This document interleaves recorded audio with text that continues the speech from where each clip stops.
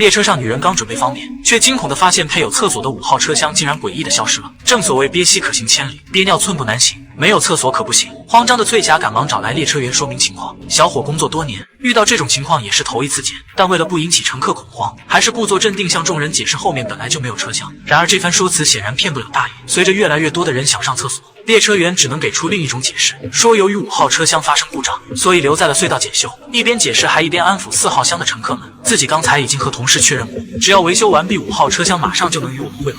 尽管说服了大多数人，可一名好大哥却知道小伙在撒谎，因为他的2个好朋友就在5号车厢，而自己刚才和他们通过电话，发现电话根本无人接听，这又怎么解释呢？列车员告诉他，大哥你可别闹了，车厢在隧道里检修没信号很正常。男人被忽悠得一愣一愣的，只能暂时相信了他的鬼话。为了弄清楚事情的真相，列车员第一时间检查了电箱，却发现整条线路都布满了杂草。不仅如此，上面还有很多粘稠的液体，就好像不要钱的鼻涕一样。蒙圈之际，刚转过头，又在玻璃上隐约看到了消失的5号车厢乘客，他们双眼泛白，面部狰狞。列车员当场被吓到不知所措，随后立即上报向列车长说明情况。可没凭没据的列车长不信就算了，还大骂小伙不好好工作，整天神经兮兮的到处乱跑，电箱都脏成这副德行，也不见你小子打扫。为了证明自己所言非虚，小伙只好将5号车厢消失的事如实上报。起初列车长还不信，可看小伙的表情似乎没有说谎，而且监控里也的确看不到5号车厢的情况。列车长不愧是列车长，短暂的错愕后便立马提醒下属，在没有找出原因之前，千万要守住秘密，尽量别让更多的人知道，以防造成大范围恐慌。平复好心情后，小伙第一时间找到翠霞和金梅解释道，5号车厢脱节只是一些技术层面的小问题，目前工作人员正在抢修，并保证绝对会赶在到达终点站前和主体会合。殊不知就在他们交谈中，列车已经驶入了下一个隧道，随即恐怖的事也接踵而至。起初4号车厢的乘客们还在放声歌唱，紧接着一名乘客就开始身体不适，那种感觉就好像是被人掐住了脖子一般难以呼吸，直至彻底死亡后，恶灵终于说话了。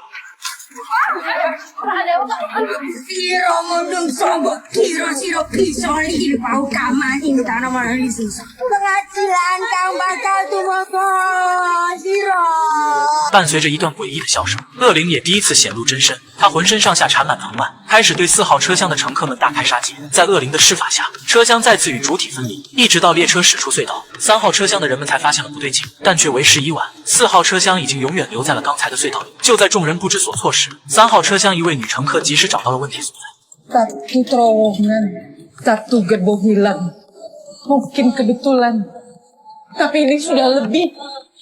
Ini pasti peringatan。女人告诉大家，按照目前的规律，等下次过隧道消失的很可能就是这节车厢。谁料幕后老板听后却觉得他危言耸听，始终坚信自己造的火车不存在任何问题。说完便又偷偷跑回1号车厢。其实老板比谁都怕，可又不得不这么做，因为这趟列车的终点站也是他打造的度假村。光是列车和度假村2个项目，几乎就掏光了老板家产。如果让乘客们知道列车闹鬼，岂不是之前的资金都打水漂了吗？因此不管发生什么事，老板都不会轻易停运列车。可他怎么也不会想到，这个决定将害死包括他在内的所有人。这辆列车每经过一条隧道，最后一节车厢都会与主体分离。只要进入黑暗领域，列车上就会出现一个浑身长满藤蔓的恶灵，然后对所有乘客大开杀戒，直到列车驶出隧道。最后那节车厢连同惨死的人们也将永远留在黑暗中。原本出发前列车还有5节，可在经过2条隧道后，列车也只剩3节还在飞速行驶。翠霞和金梅刚得知真相，便偷偷溜进了2号商务车厢。可这么做也只是减缓了死亡速度而已，因为到达终点前仍有3条隧道。很快列车便再次驶入下条隧道，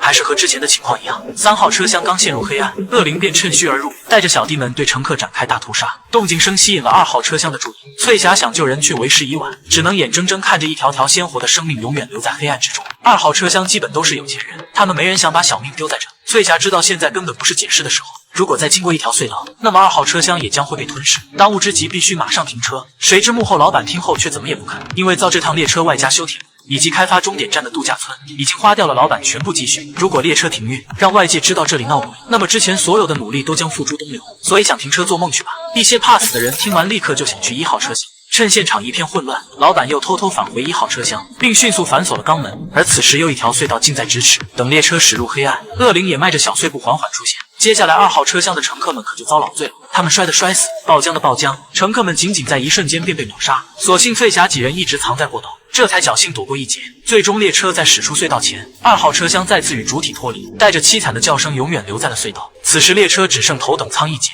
一旦再次驶入隧道，那么所有人还是难逃一死。为了避免悲剧上演，列车长果断拉下紧急制动，迫使列车在驶入下条隧道的前一刻停在了半道。然而他们不知道的是，恶灵之所以选在隧道出现，是因为他惧怕阳光。如今夜幕降临，恶灵再也不会受到任何限制。